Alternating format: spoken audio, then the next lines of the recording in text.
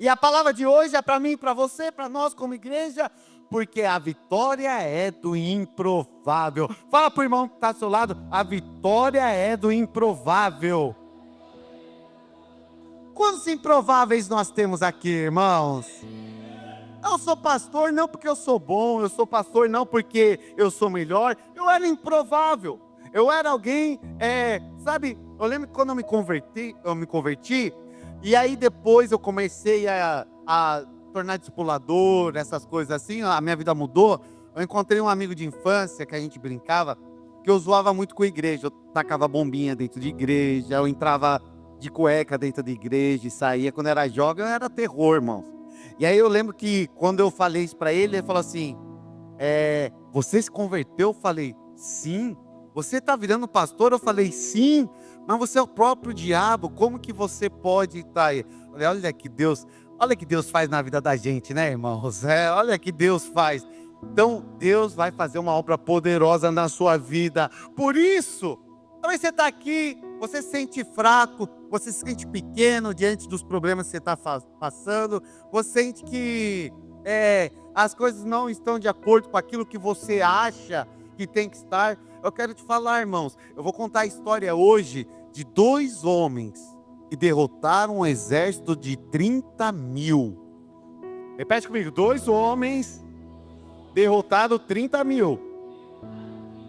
É possível? Só o Senhor. Eu não sei quais são os seus inimigos, né? 30 mil boletos cairão à sua direita, 100 mil multas à sua esquerda e você não será atingido, não é isso que a palavra de Deus diz? Então, presta atenção, irmãos. Grande batalha, grande luta, mas eles tiveram vitória. Por que eles tiveram vitória? Qual é o segredo? Qual é a chave para ter vitória num contexto tão adverso, num contexto tão desfavorável na minha vida? Abre lá sua Bíblia em 1 Samuel 14, verso 1. 1 Samuel 14, verso 1. Quero usar o texto aqui, só para que os irmãos tenham o contexto completo. Então, a partir do verso 1 até o 6. 1 Samuel 14, do 1 ao 6. Vamos lá? Sucedeu que um dia disse Jonatas, filho de Saul, ao seu jovem escudeiro: vem, passemos a guarnição dos filisteus, que está do outro lado.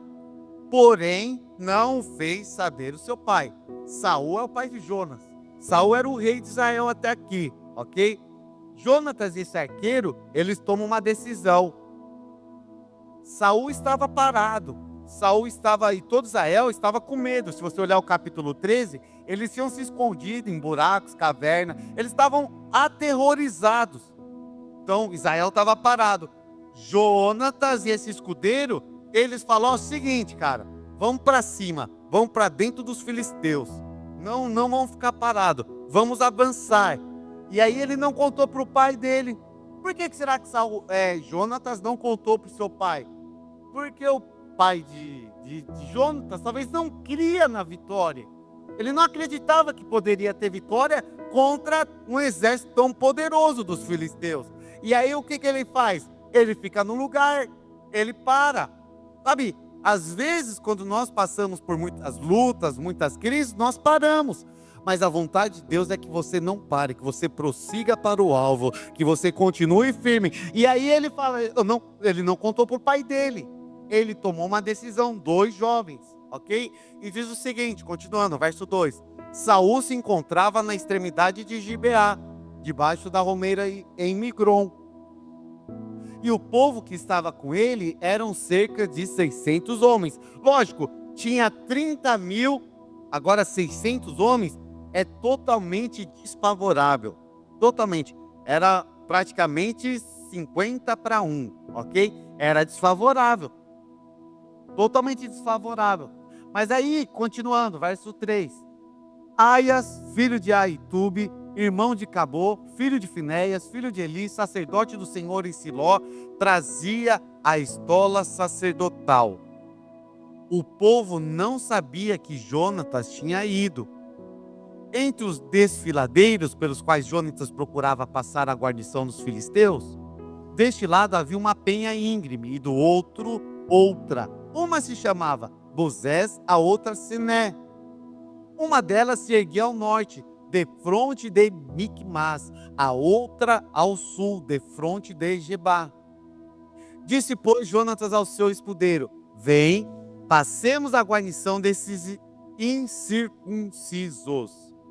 Porventura o Senhor nos ajudará nisto, porque para o Senhor nenhum impedimento há de livrar com muitos ou com poucos.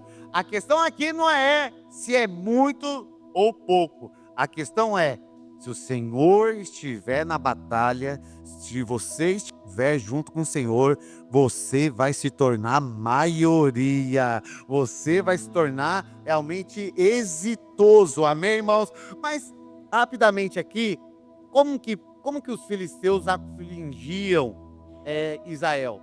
1 Samuel 13:19, voltando um pouquinho atrás, 1 Samuel 13:19, os filisteus fizeram algo com Israel. E você sabe que eu creio que é isso que acontece hoje nas nossas vidas. E aí eu quero te dar uma chave poderosa para você vencer todas as batalhas na sua vida. Olha só. Ora, em toda a terra de Israel, nenhum ferreiro se achava, porque os filisteus tinham dito, para que os hebreus não façam espadas nem lança. Então presta atenção em algo aqui. O povo de Israel estava desarmado. Eles estavam totalmente desarmados. Os filisteus vinham, e os filisteus vinham com carros, cavalos, espadas, lanças, mas Israel não tinha, ok? O povo em si não tinha. Isso é muito chave, o que a Cíntia falou aqui no testemunho. Por que é chave? Porque o diabo vai fazer de tudo, o inimigo vai fazer de tudo para que você não tenha armas, você não tenha a espada. Pastor, o que é a espada? Eu não luto com o diabo. A espada é a palavra de Deus. Efésios 6:17, abre lá, Efésios 6:17, diz aqui algo poderoso. Efésios 6:17. Olha só, tomai também o capacete da salvação e a espada do Espírito, que é a palavra de Deus. Então a espada aponta para a palavra de Deus. Então hoje o diabo, ele até entra dentro da igreja e ele distrai as pessoas. E se você for ver hoje, a palavra de Deus, a palavra em si, nem é muito pregada nos cultos. Os cultos se tornaram cultos de autoajuda, os cultos se tornaram um negócio assim bem... as igrejas parecem hoje shopping, parece um comércio, né? Mas na verdade, nós estamos aqui por causa da palavra. Nós somos uma igreja da palavra. Você precisa ler, ter revelação, buscar a palavra. Então, o inimigo, ele tem medo da espada. O que é a espada? O inimigo, ele não treme quando você fala alto, nada disso. Ele treme quando você abre a tua Bíblia e começa a declarar a tua palavra de Deus. Sabe, a Cíntia falou algo. Quando ela recebeu o diagnóstico, o que ela fez? Ela rejeitou. Então presta atenção. Jesus foi levado para o deserto para ser tentado. Como que Jesus confrontou o diabo? Jesus falou o seguinte: olha, santo. Não, o diabo não é santo, né? Olha, eu estou aqui 40 dias no monte de jejum. Deus está falando comigo? Não. O diabo falou assim: ó, transforma essas pedras em pães. O que Jesus respondeu? O que Jesus respondeu? Está escrito. Ou seja, o diabo veio falar algo para Jesus. Jesus falou o seguinte: palavra, está escrito. A palavra fala isso, a Bíblia diz isso, porque a palavra e Deus são um só. Você quer conhecer a Deus? A palavra de Deus revela quem é Deus. A palavra revela o caráter de Deus. A palavra revela a grandeza de Deus. Então Deus e a sua palavra é um só. Por isso que a palavra é tão importante. A Bíblia, a palavra de Deus é o que nós precisamos gastar, investir nosso tempo e conhecer, porque ela é a espada. A palavra diz que a nossa luta, as armas da nossa milícia, ela não é carnal, mas ela é espiritual. Então, nós não usamos uma espada realmente, mas nós usamos a palavra. Está escrito, está escrito. Quando você receber uma má notícia, diz assim: está escrito, eu posso todas as coisas naquele que me fortalece. Quando você estiver passando por uma enfermidade, como diz a Cíntia, está escrito, pelas suas pisaduras eu fui sarada. Na cruz do Calvário o Senhor levou toda a enfermidade. Está escrito. Quando o diabo vier te acusar, falando que você, o que você fez no seu passado, que não tem jeito mais para você, fala o seguinte: está escrito que em Cristo eu sou nova criatura. Então está escrito. Por isso que é importante você conhecer a palavra, porque quando você tem a palavra, você rebate, você usa a palavra como arma para derrotar o diabo. Então você precisa pregar a palavra em todo o tempo. Agora deixa eu te falar uma coisa. Você precisa pregar a palavra para você mesmo. Sabe, eu tenho meus momentos de crise como você. Tem os momentos de medo. Tem vários momentos na minha vida. Só que é o seguinte, eu prego a palavra para mim. Por exemplo, quando eu estou sentindo alguma dor, eu falo Isaías 53. Eu fui curado pelas suas pisaduras. Eu não tenho essa enfermidade. Eu não tenho essa doença. Eu declaro isso. Eu não fico abatido. Eu declaro a palavra de Deus. Então presta atenção em algo. O diabo teme a palavra. Que a palavra de Deus esteja na sua boca. Que a palavra seja liberada. Ok, irmãos? Então use a espada que Deus te deu. A maior arma que você vai ter é a palavra. Sabe, hoje nós fomos para o monte, muito bom ir para o monte, não tem problema nenhum. Mas nada tira a autoridade da palavra. Palavra é a coisa mais importante na sua vida. Estava vendo falando, os evangélicos idolatram a Bíblia. Mas calma aí, é a palavra de Deus. A Bíblia é a palavra de Deus. A Bíblia é o próprio Deus. Então, a palavra tem poder. Amém, irmãos? Então, pega a espada aí e disparateia todos os inimigos da sua vida pela palavra de Deus. Segundo, 1 Samuel 13, 22. Olha o que diz aqui, 1 Samuel 13, 22. Aqui o contexto fala o seguinte: todos não tinham espada. Olha lá, sucedeu que no dia da peleja não se achou nem espada nem lança na mão de nenhum do povo que estava com Saul e com Jonatas. Porém, se acharam com Saul e com Jonatas, seu filho. Opa, peraí, o que isso quer dizer, pastor? Irmãos, qual que é a nossa visão? Edificar o nosso encargo.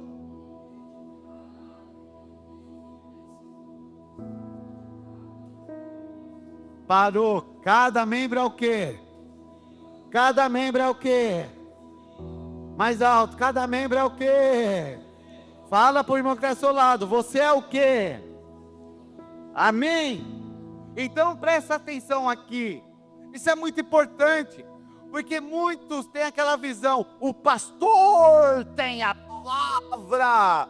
E o pastor tem o telefone vermelho de Deus. Ele tem o número secreto. E ele liga para Deus. Deus ouve, Deus responde a oração dele. Eu quero te falar, irmãos. Nós somos sacerdócio real, nós somos povo de Deus, você é ministro de Deus. Eu quero te falar, a unção que está sobre a minha vida, sobre o pastor Ezequiel, o pastor Luísio, também está sobre a tua vida. A diferença é que nós usamos a espada e aqui aponta para esse espírito. Não, só meu líder ora. Só meu líder ora e ele fala a palavra, ele libera as coisas, é ele só. Eu não tenho esse poder, eu não posso. Eu quero te falar, todos nós podemos, todos nós fomos chamados. Há uma unção sobre a tua vida, há poder de Deus sobre a tua vida. Você não precisa que eu esteja 24 horas com você, sabe por quê? Porque quando você fecha a porta do seu quarto e você começa a orar,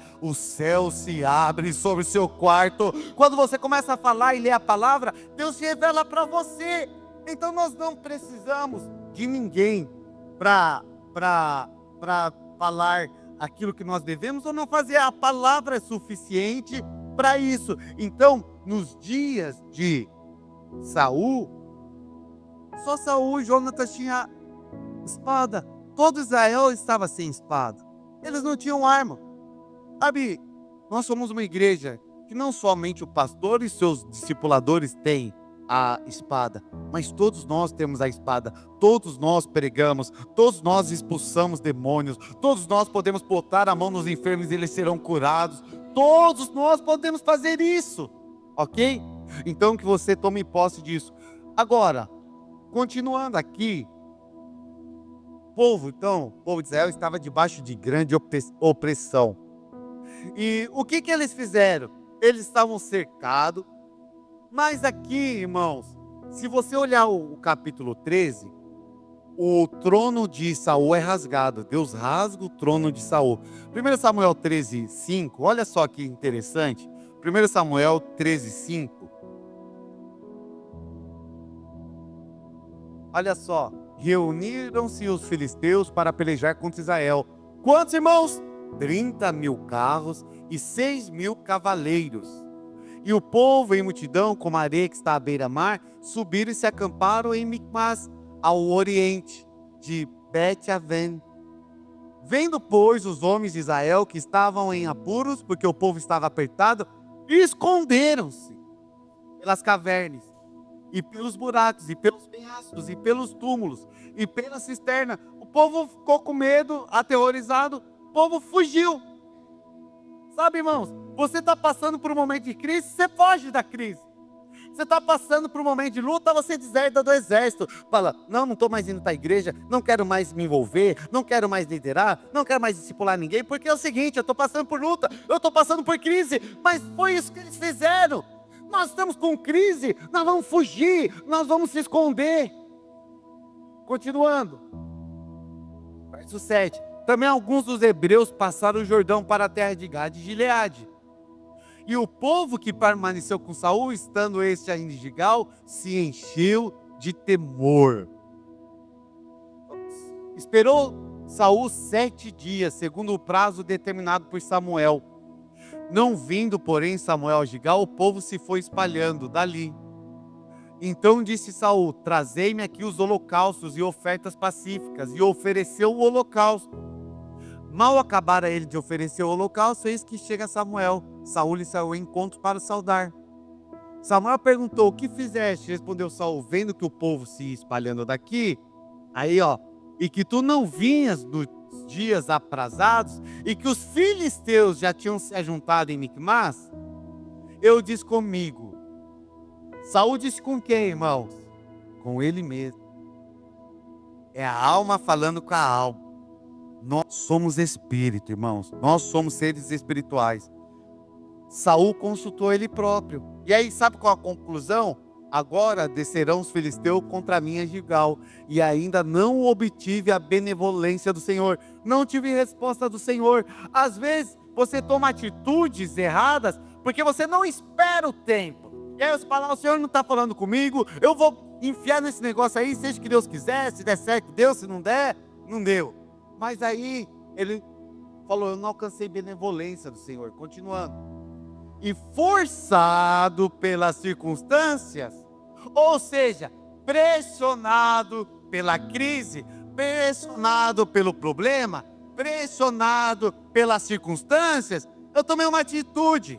E muitos de nós fazemos isso. Pressionados pelas circunstâncias, tomamos atitudes, mas atitudes fora da palavra, fora dos conselhos do Senhor. É por isso que a nossa vida fica enterrada, é por isso que a sua vida fica parada, porque é o seguinte: quando você entende que você tem uma palavra, você está debaixo de uma palavra, nada nesse mundo pode parar a sua vida. A palavra de Deus diz que maior é o que está em você do que o que está no mundo. Então você se torna alguém indestrutível, você se torna alguém imparável. Por quê? Porque você tem um Senhor com você. A palavra de Deus diz isso. Mas o medo, quando você entende isso, irmãos, deixa eu te falar algo. Está escrito. Repete comigo, está escrito. Isso é para você não ter dúvida. Está escrito. Deus não nos deu o espírito de medo. Entendeu que o medo não tem nada a ver com Deus? A palavra de Deus diz: Deus não nos deu espírito de medo, covardia, mas sim de fortaleza, de poder. Aquilo que está atuando na sua vida é poder de Deus. O Espírito Santo na sua vida produz poder de Deus. Eu quero declarar: você vai desfrutar de um nível de poder de qual você nunca experimentou na sua vida. Mas esse poder é gerado como, pastor? É gerado através da batalha, é gerado através das crises, das circunstâncias. Você enfrenta uma luta, você enfrenta uma crise e Deus te dá a oportunidade de você vencê-la. Deus fala: você não precisa de dinheiro, você não precisa do prefeito, você não precisa de ninguém. Eu sou suficiente para você. Eu e você podemos conquistar. E foi isso que Deus fez. Agora, volta lá para 1 Samuel 14:6. Jonatas, ele usa uma linguagem muito poderosa aqui. Não sei se você percebeu. Ele diz assim, ó: disse, pois, Jonatas ao seu escudeiro: vem, passemos a guarnição destes incircuncisos. O que Jonatas está dizendo aqui? Olha, incircunciso era o termo de quem não tinha uma aliança com Deus. Então ele se refere aos filisteus como incircunciso. Ele fala: eles não são de Deus, nós somos de Deus. Eu quero te falar algo, que está aí no mundo, a sua crise não é de Deus, mas você é de Deus. Você é de Deus. Creia nisso, acredite nisso. Você é de Deus. E porque você é de Deus, Deus vai agir em seu favor. Creia nisso, Deus vai fazer na sua vida. Deus vai mover na sua vida. Aí o verso 7, olha que poderoso o verso 7, irmão. Olha só, pode ir lá o verso 7. Então o seu escudeiro lhe diz: faze tudo segundo inclinar o teu coração. Continuando, eis-me aqui contigo, a tua disposição será a minha. Irmãos, como é precioso andar do lado de pessoas que estão preocupadas em ter uma aliança com você. Você sabe, hoje igreja se tornou sinônimo do quê? Esses dias eu estava comendo num lugar, e aí, eu até falei semana passada, né? Tinha uma grande igreja, e eu percebi 4, 5 grupos daquela igreja no lugar. Ninguém se cumprimentava.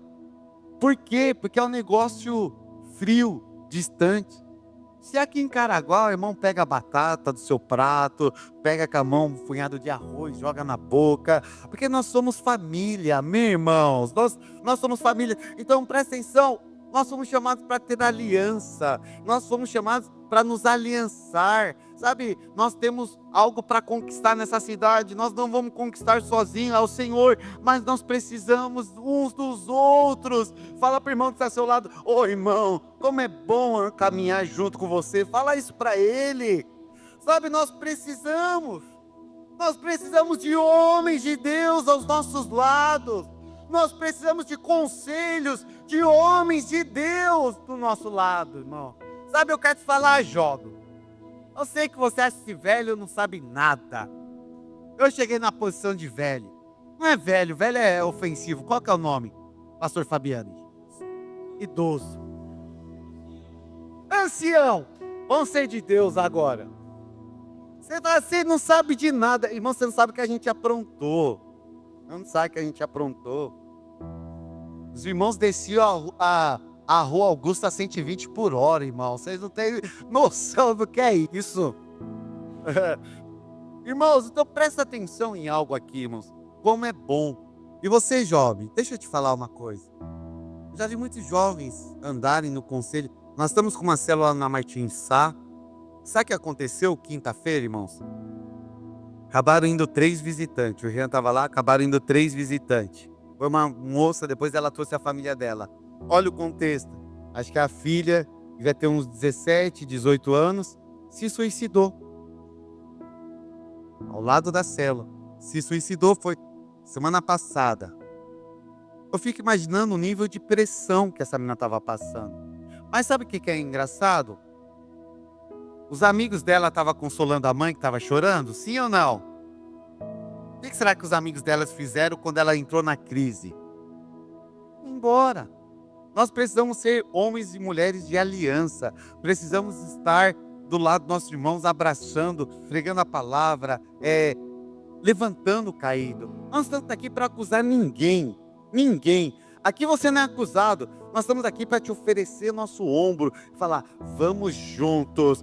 O inimigo é grande na minha vida. Vamos juntos. Pastor, você sabe que eu estou enfrentando. Eu não sei, mas eu tenho a disposição de entrar na guerra com você. Quantos têm a disposição de entrar na guerra junto aqui? Então nós vamos andar do lado de homens de Deus.